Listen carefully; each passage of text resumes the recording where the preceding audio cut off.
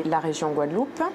Et je travaille donc sur le recyclage des fumiers par le compostage. Traditionnellement, les fumiers animaux sont épandus directement dans les champs par les agriculteurs. Mais on se rend compte qu'en recyclant ces fumiers par le compostage, on a de nombreux avantages qui existent.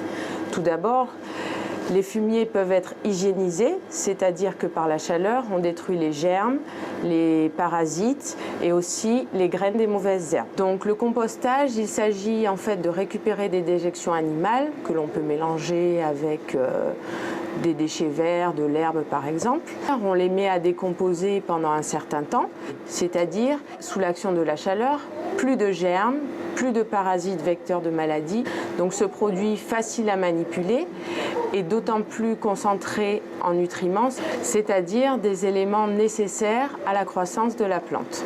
Moi, mes travaux de recherche ont consisté donc déjà à produire de nombreux composts donc fabriqués à partir des déjections de bovins, de caprins, de porcs, de fientes de poules ou même de chevaux.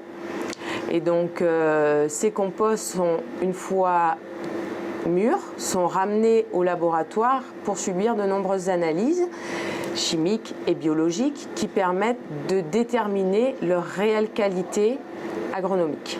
En termes de qualité pour les composts, on a deux types de compost possibles, soit un amendement organique, c'est-à-dire un produit riche en matière organique, qui va enrichir le sol en matière organique, soit ce qu'on appelle un engrais organique, c'est-à-dire un compost qui va être riche en nutriments, c'est-à-dire les éléments nécessaires à la croissance de la plante.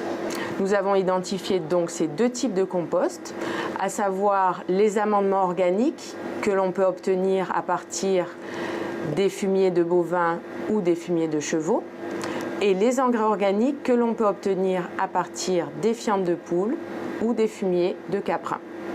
On réalise différentes analyses au laboratoire d'ordre chimique ou biologique qui permettent, selon des normes et des seuils, de définir l'utilisation que l'on fera de ces composts.